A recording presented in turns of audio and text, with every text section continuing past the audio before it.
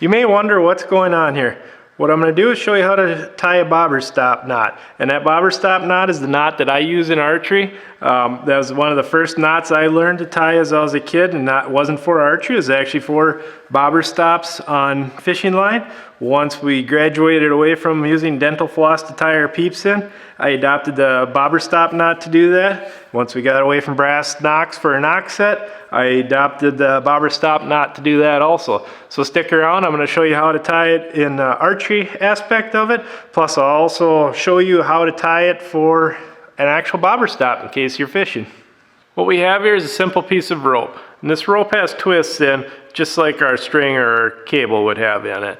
What we want to do is we want to pay attention to the direction of the twist. This one, the twists are going just like this. When we put any serving or knots on the string or the cable, we want it to cross hatch that. So we want it to actually go like this. So our string is like this and our serving goes like that. So it's going to look like this when we put it on. The directions of the twists, if we pull this apart, are going this way. This is the serving. The string is going this way. If we put it together, it's kind of hard to tell, but if you look, you can actually see that they are going at an angle to this. Now we control that by the direction we twist it onto that we wrap the serving around the string. So if we go the other direction, what we end up with is we are following the string. So if we pull that apart, you can see that's going the same direction as the string. And that's what we don't want that. In a knot, it's not going to make as big of a difference, but let's just get in a good habit of cross hatching when we do this knot. Now to actually tie the knot, we're going to take one piece of serving that we're actually going to use for the knot, and we're going to have a second piece of serving that we're going to use as a sacrificial piece of serving. And this is basically going to serve as a tool to help us tie the knot. And we're going to take that sacrificial piece, we're just going to loop it over and make a loop out of it. The piece of serving that we're going to use for our knot, we take one end and we just kind of line it up with that loop. We lay this whole setup onto the string or cable that we're applying the knot to, and we start wrapping back around that whole setup. So I'm holding the back side here tight so that that doesn't slip, and then I'm just making my wraps. And the amount of wraps is going to depend upon what we're actually using this knot for. If we're using it for a knock set, it's going to be different than if we're using it for holding a peep sight in. When we get to the end of how many knots we want, we take the end that we're wrapping, and that goes through that loop that we made with the sacrificial piece. Now what we want to do is we always want to maintain the wraps that we made. We want to keep them in order. We don't want them jumping around on you. So we take the ends of the loop piece and we pull the end that we were wrapping back through that knot. Now when we do it actually on a bowstring, this slides through very easy. It's a little harder with ropes like this, but it's probably easier for you to see what's going on. But now we just pulled the end that was over here, we pulled it all the way through. And what's going to happen inside of this knot, this end and that end have crossed. So now they're pulling against each other. It's all going to bind in and hold that knot steady. And to tighten this knot up, we pull to the one side, the other side, one, the other, and we just alternate back and forth until that knot sucks down. And you'll be able to get incredible gripping power with this when you're actually doing it on your bowstring. And if you note the direction that we went around the rope in, that is cross-hatched to the direction that the rope is actually twisted in. So that's kind of what your knot looks like. You could do, if we're doing around a peep sight, we're probably going to do 10, 12 of them. If we're doing knock sets, then we're going to do 2, 3, 4 It depends. You want to play with it, you might have different on the top as opposed to the bottom, but that's the knot. So now let's go and do one on a real bowstring, and we'll zoom in on it as best we can and show you how it's done. And we'll tie a peep sight in, we'll do a Nock set, and then after that I'll do an actual bobber stop, so that if you guys are just interested in tying a bobber stop, I'll put a link in the description as to if you want to fast forward to that. There is one special thing you're going to need to tie an actual bobber stop that you take out on the lake and put on your fishing line while you're in the lake, and I'll show you what that is at the end of the video. Since I have this rope set up and we're talking about the direction of the twist in your string, I want to address one other thing that I've heard about people talk about, is that they claim that you cannot take twists out of your string or cable because it's going to loosen your serving up. Let's take a look at that. If this is your serving and it's correctly applied, it's going to be cross-hatched to your string. So it's going to look similar to that, right? I'm going to slide this out of the way, and we're going to look at our string twists. And if we're going to tighten the string, I'm going to twist like that, right? That's adding twists. If we're going to take twists out, it's going to look like that. Now I'm going to bring the serving back in place. And we're going to, if you look at, there's still cross hatches. I didn't pull any smoke or mirrors on you. Okay, we're going to add twist to the string. We're tightening it. You see how that's loosening it up? Well, we're going to take twists out. It's actually tightening the serving. So it's completely opposite of what people have been telling you. The basics of it are that you can add or take twists out. You're not going to really affect that serving tension because there's so many twists on that serving compared to the twists on the string that as long as you're doing everything within reason, you're going to be all right. Let's go ahead and put some center serving on this. It's an old cable I got out of the garbage, but we'll use it for this demonstration. It's not going to be a full center serving, but it'll be enough that you can kind of see what's going on.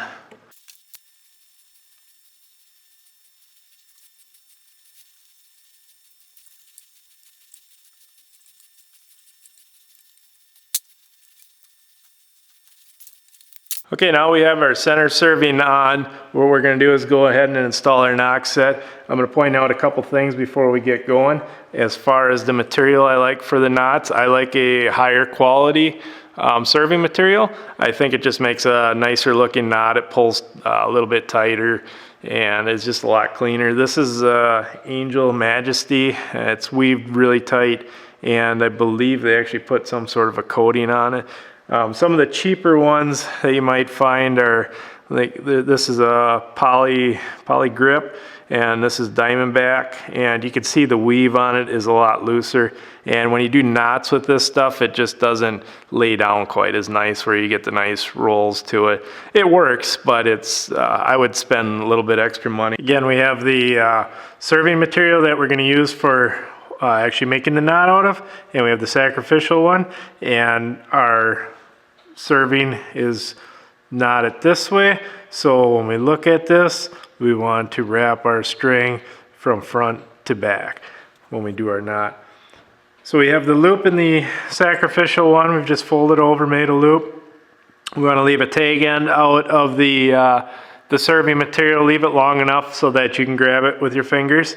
You want to kind of keep this organized back here.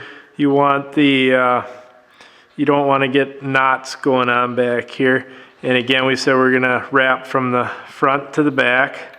So we start wrapping around the sacrificial material and the tag end. And we're going to put 4 knots in for this Nock set. You'll have to decide what you want for how tall you want your Nock sets. Some people prefer to have different heights on the top and the bottom. Just for this example, we're going to use 4. I'm not going to guide you on how many to use. And the end that we were wrapping, we just went through the loop of our sacrificial one. I'm keeping all the wraps fairly square with my finger here. That's important. Always keep your finger on those wraps. I'm just going to give the tag end a little bit of help to get so you don't end up with a knot back there. Grab the two ends of the sacrificial one and pull that end through.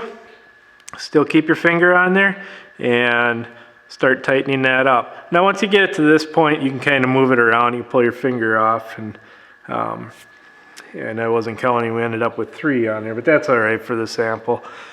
What we want to do then is position it to where we want our knock position to be, and we'll just pretend we want it right there. And when we get it there, we want the tightening of this again is you pull on one side and the other back and forth, and just keep working that back and forth. And that's going to really dig in there.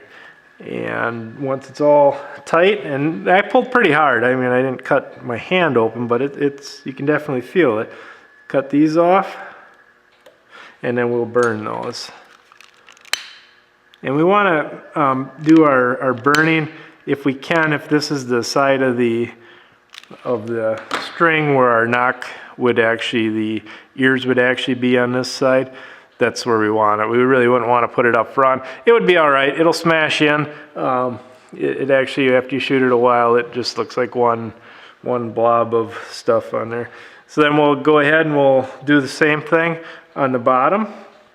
We'll take our sacrificial piece. We have a loop on that, and we'll leave a tag end and enough to grab onto with our fingers going this way. And we want to wrap it the same direction because our serving's still going the same direction. And that's over the top like that. 1.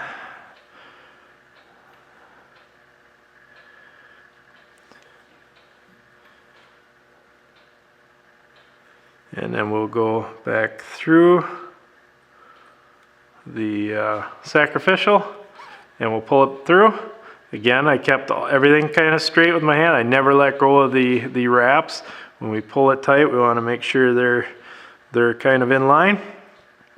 Pull the 2 tag ends to the top again, the same as where burnt ones are. We can place the knock in.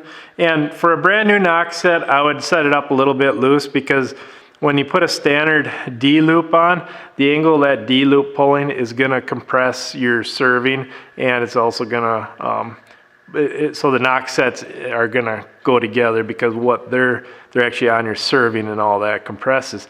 If you're doing a loop underneath, then you could go right to the tightness that you want, or the looseness that you want this knock to be. But for a standard D loop and a fresh serving, I would set it up a little bit loose. And then again, left, right, left, right. We'll pull it down, and that's setting in. Pull that guy off, cut them and burn them.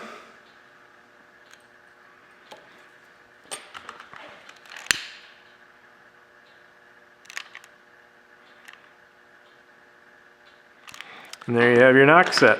And so we ended up with 3 on top and 4 on bottom, but you're gonna have to decide how many you wanna do. Again, the direction of the serving is this way, and that's the same direction as the loops in the knock set. That's how I tie them. It's worked for me, but you gotta try different things and find out what works for you. We're going to go ahead and use that same knot. We're going to tie this peep in. We're going to tie it below the peep, we're going to tie it above the peep, and then we'll come back and actually tie the peep body in. We want to make sure we have enough room on our tag end that's long enough that we can actually grab it and pull on it. We want to use the loop of the sacrificial serving material, and we'll place that right on the string. We want to note our string twist direction, which is going this way. So we want our serving or our knot direction to go this direction, and we'll achieve that by bringing the knot from the front to the back. So we'll be doing it over, we'll be wrapping over, and we'll do 12 wraps on this guy.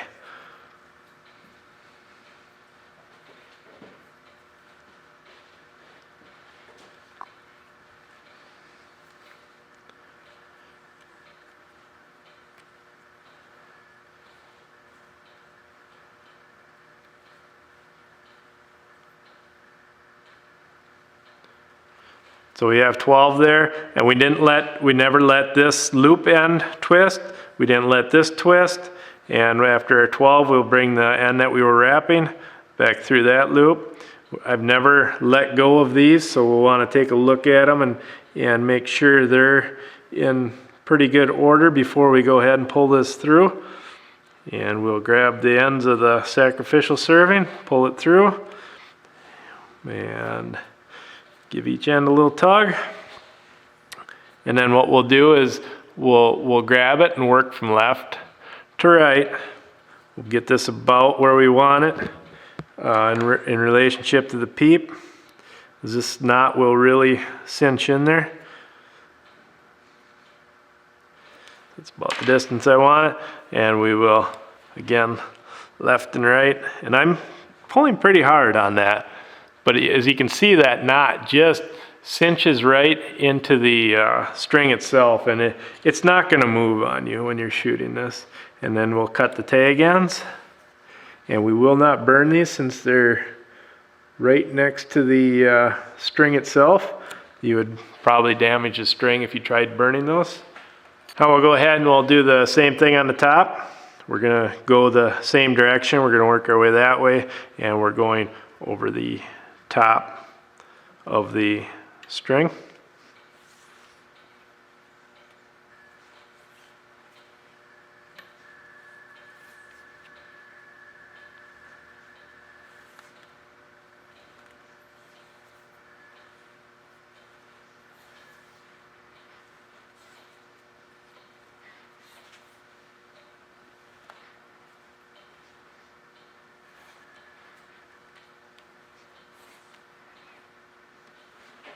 Twelfth time. Now we're going to go through the loop with the end that we've been wrapping. We'll look at our setup and make sure everything is in order before we pull that through. Pull it through. Give each end a little tug. Work it down. Now we want to keep the distance from here to here the same. Just going to eye that up. If I had a steel rule here, I would actually measure that, but I don't. So, and we'll go left and right, and then that seats right in there. Again, we'll cut them off. We will not burn these because we're too close to the string. So that's the top and the bottom. In the middle we'll do the same way, but we will end it with just a regular knot on top of it because there's nothing soft under it for this knot to bind into. Once you get the first wrap done, it's not too bad. We'll put 4 on it. We want to make sure we're not crossing over the wraps that we already have on it.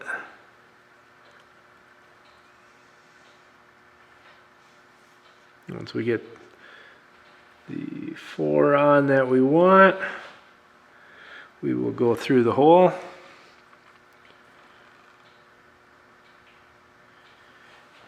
And pull it through.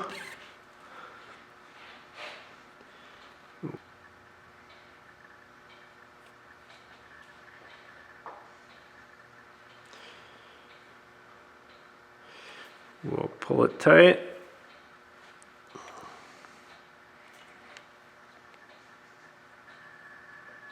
And then we'll just put a simple knot on top of it. There's just not enough surface area to keep this from backing out. And then we will burn this one when we're done.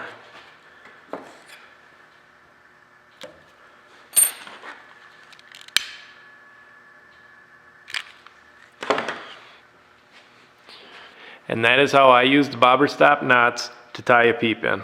Now those of you that have stuck around this long are interested in making a bobber stop for fishing, and I told you there was one important thing we needed to do that, and that is a push-up. And those of you who don't know what this is actually an ice cream treat or something similar that was very popular when I was a kid. And why we need this is that the actual stick is perfect for tying the bobber stops on. So we can tie our bobber stops onto this stick, and that threads into our line and we pull them off.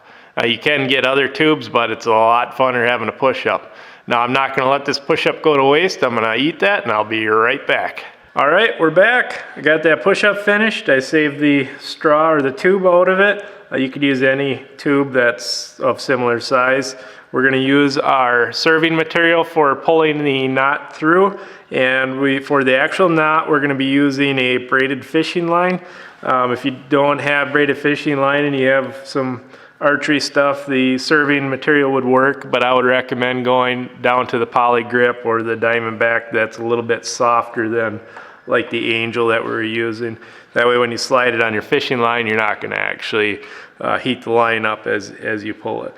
Okay, to make the actual knot, we're gonna take our serving material, we're just gonna loop it around. So we make a loop, we're gonna take the fishing line and we're gonna lay it with the serving material, and we're gonna lay all that on the straw. And then we're gonna wrap the fishing line around both the serving material and the fishing line tag end 5 times. And then we're gonna take the end that we were wrapping, that's gonna go through the loop that we made with the serving material. We keep pressure on all the wraps just to keep them straight. And we are going to pull the end that we were wrapping back through. We're going to pull the 2 ends. We'll inspect it. Looks like all the knots are pretty good. And that's how we make the actual knot. Now we can stack up a bunch of those on this tube, and as we use it, we'll put our fishing line through, pull it off. There's no need to make a whole bunch of individual tubes for that. To actually use this, what you're going to do is you're going to insert your line, your fishing line, into that tube and pull it through. And you're going to want to go approximately the depth that you want. You don't want to be sliding this knot up 8 feet of your fishing line. And then you're going to pull that tube out, and then you just pull the 2 ends tight.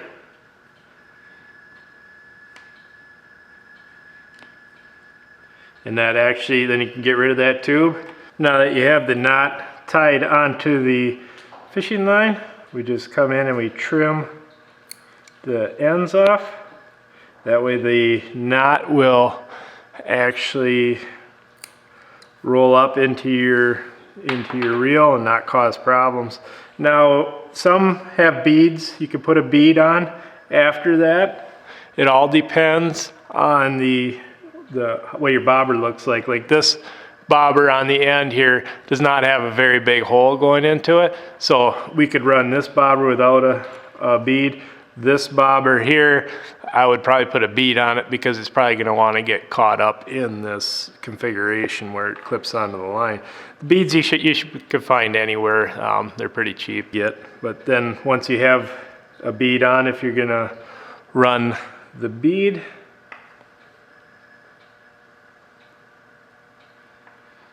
then you thread your bobber on.